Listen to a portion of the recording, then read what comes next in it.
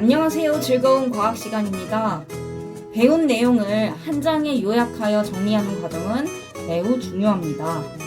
이번 기회에 요약하여 정리하는 학습을 습관화하여서 앞으로의 공부에도 도움이 되기를 바랍니다. 오늘 정리할 1단원 물질의 구성은 마인드맵을 통해 정리하겠습니다. 마인드맵을 활용하여 핵심 개념을 중심으로 내용을 구조화하고 연관 짓는 과정을 통해 개념의 전체적인 흐름을 익힐 수 있을 것입니다. 자, 지금부터 물질의 구성 단원을 정리하겠습니다. 물질의 구성 단원은 크게 물질의 기본 성분, 물질을 구성하는 입자, 그리고 전하를 띠는 입자, 이 세 가지로 나뉘었어요. 물질의 기본 성분에서는 원소에 대해 배웠습니다. 크게 네 가지로 나눠볼게요. 더 이상 분해되지 않으면서 물질을 이루는 기본 성분을 원소라고 했고, 특징 네 가지를 소개해줬습니다. 첫 번째, 원소는 약 118가지가 있고, 이 중 90가지는 자연에서 발견된 것, 30여 가지는 인공적으로 만든 것이 있다고 했죠. 세 번째, 원소는 종류에 따라 성질이 다르기 때문에 일상생활에서 다양하게 이용하고 있습니다. 교과서에는 수소, 산소, 금, 철이 예시로 나와 있습니다.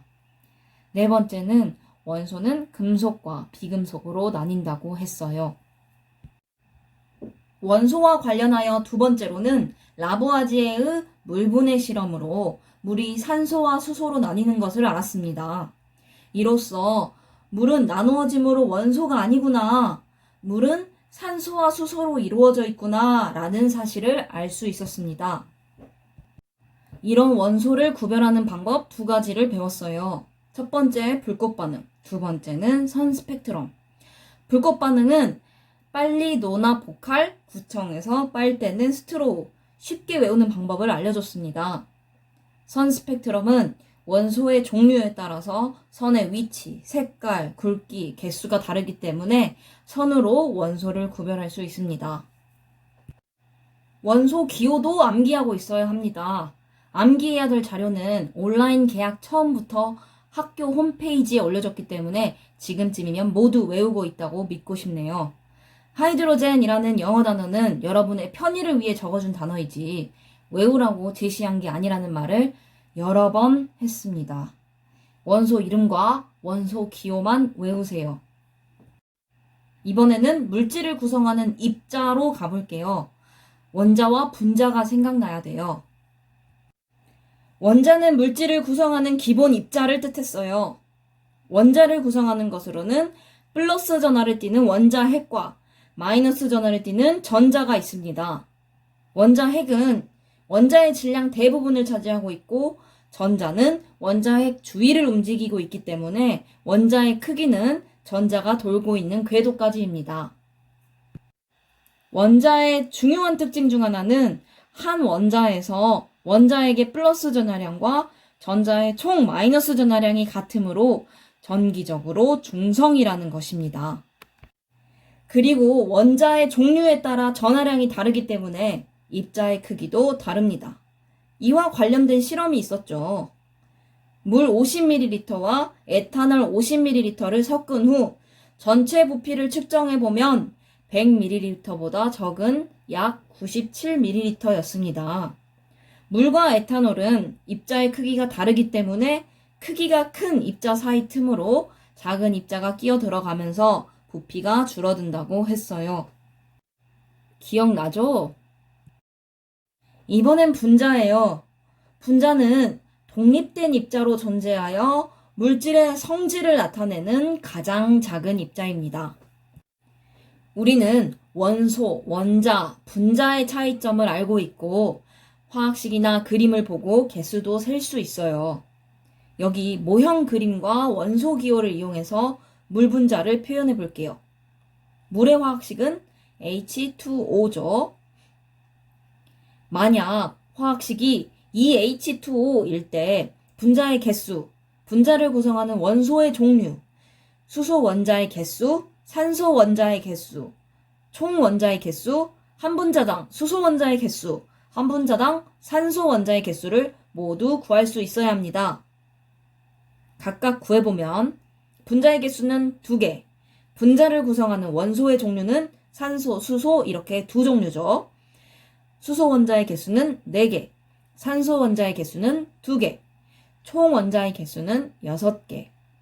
한 분자당 수소 원자의 개수는 2개, 한 분자당 산소 원자의 개수는 1개. 이렇게 셀 수 있습니다.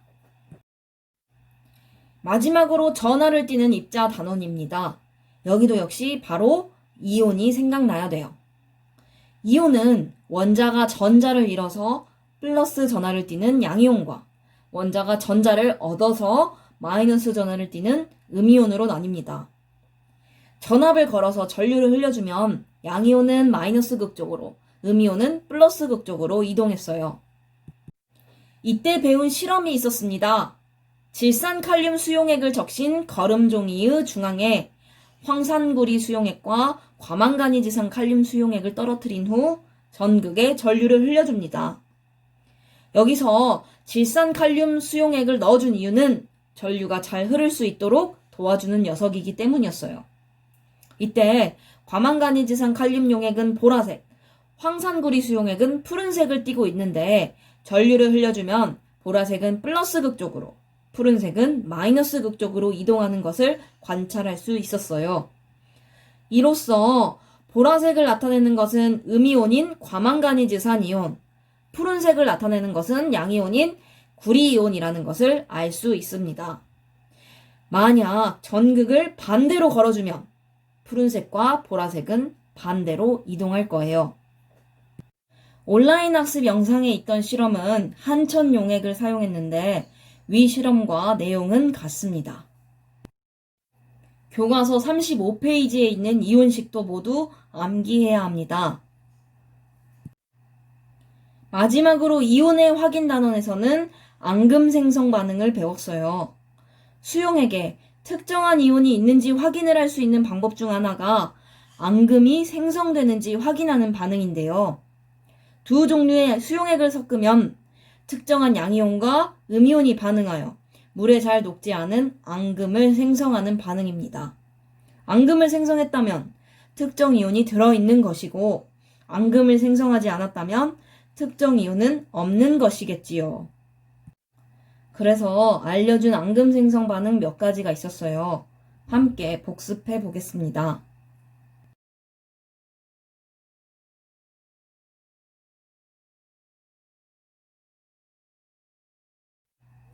이 앙금들은 이름을 읽을 수 있어야 하고 화학식으로도 적을 수 있어야 하며 색깔도 모두 알고 있어야 합니다.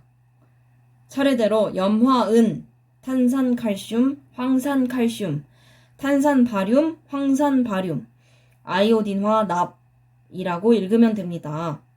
읽는 방법과 쓰는 방법은 온라인 학습을 통해 자세히 설명했으니까 아직 모르는 학생이 있으면 복습을 통해 꼭 숙지하도록 하세요. 오늘도 한 장으로 1단원을 정리했습니다. 오늘의 과제도 역시 종이에 이 내용을 적는 것입니다.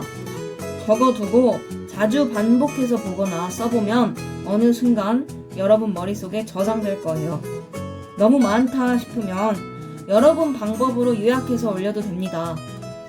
그럼 화이팅입니다. 안녕.